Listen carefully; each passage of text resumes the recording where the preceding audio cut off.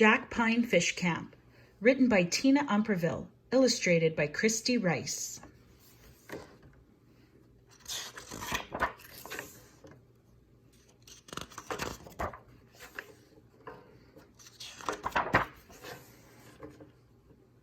School was out. Iskatu's family was getting ready to move from their home in Burchette to Jack Pine, the fish camp. Everyone was busy packing and loading the boat. Iskatu grabbed her favorite clothes and stuffed them into a knapsack. Iskatu's dad had already been at the fish camp for a month, but had returned for the rest of the family. Iskatu looked forward to seeing the fish camp once again. Every summer, many families would go there to fish. After everything was packed, the children carefully stepped into the boat. As soon as they were seated, Iskatu's mom and dad covered them with a canvas so they would not get wet. It was going to be a long trip. Iskatu means little fire in the Cree language. She was called this because of her bright, fiery red hair. Iskatu loved to sing songs while she sat under the canvas.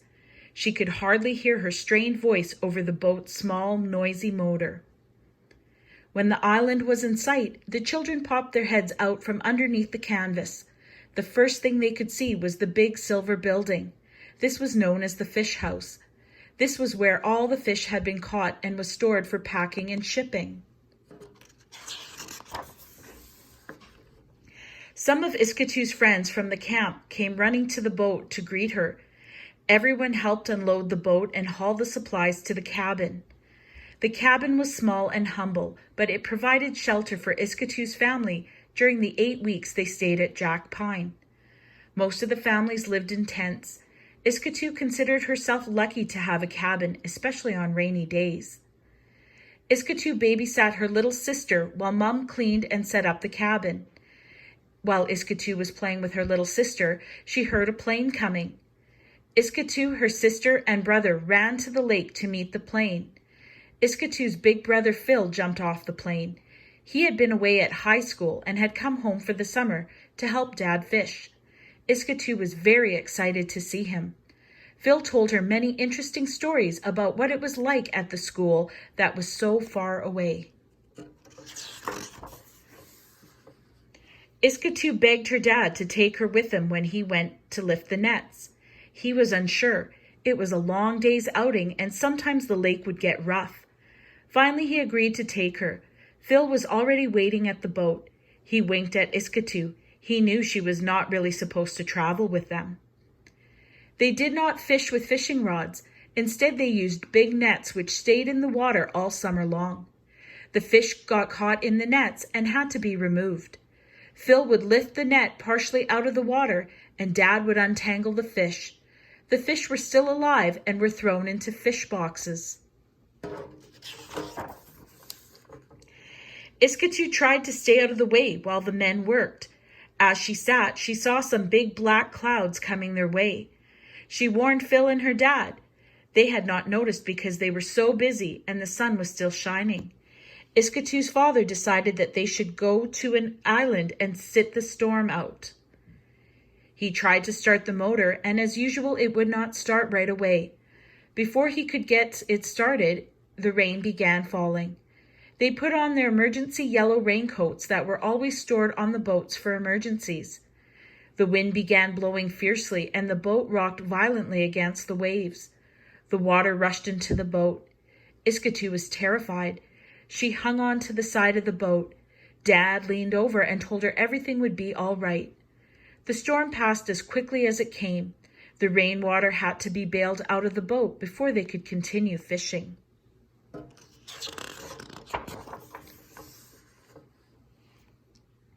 At the end of the day, the 3 fishermen headed home. When they arrived home, they had to gut all the fish they had caught. Iskatu passed the fish to her dad and Phil. They cut the fish open and took the insides out. They put the fish in boxes, covering each layer with ice. The fish were stored for the night in the big silver building. The next day they were shipped out by plane. Iskatu wondered where the planes took the fish. All the children loved to meet the planes. Whenever they heard a plane, they would run to the dock and wait for the plane to land. They were anxious to see if it was their favorite pilot, Eddie, was flying. Eddie was friendly and always joked with the kids. He brought them gifts of comics, candy, and toys. The fish were loaded onto the plane, and Eddie would fly away. Iskatu and her friends sat behind the ice house to play with the gifts Eddie gave them. The ice house was made of logs. Huge chunks of ice were stored in it. The ice was covered with a moss so it would not melt in the hot summer sun. Iskatu and her friends knew that they were not allowed to play on the ice house, but they could not help themselves. Iskatu was the first to climb up.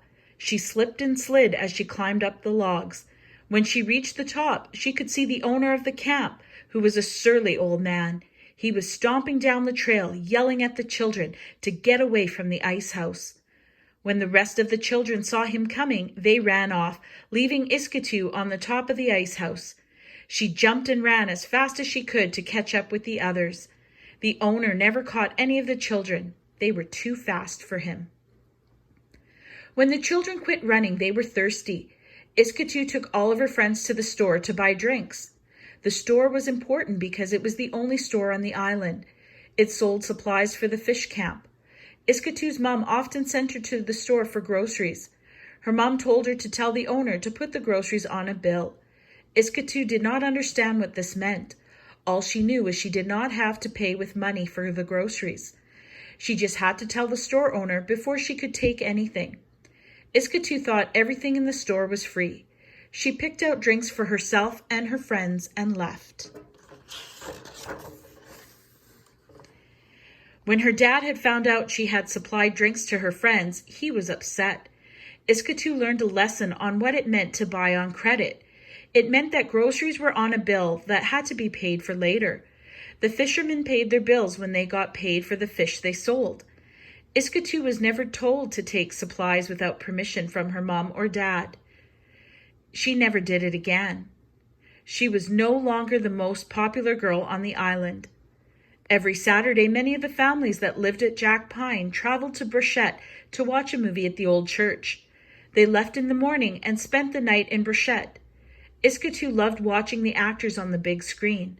Her dad loved watching movies as much as she did. They never missed a movie. Iskatu and her friends would talk about the movie for a whole week. Sometimes they would act out what they saw in the shows. Sunday morning, the families returned to Jack Pine. One week it stormed so hard the fishermen were unable to check their nets. At the end of the week, the weather finally calmed down. The fishermen were very worried about their nets. They knew they would lose a lot of fish. When they were able to, Iskatu, Phil, and their father returned to the nets. As her dad lifted the nets, Iskatu plugged her nose. Most of the fish they had caught died and rotted, and Iskatu could not stand the smell. The nets had to be cleaned and untangled. It was a terrible mess. All the fish were placed in tubs and dumped on an island for the bears to eat. The bears did not mind the rotten fish. Everyone was sad about the loss. The summer days went by quickly. Although the children loved the camp, they knew it would soon be time to go back to Burchett. Soon school would be starting. Iskatu enjoyed the school and looked forward to meeting her new teacher. The family left the island the same way it came. Iskatu watched the island as it disappeared in the distance. The last thing she saw was the big silver building.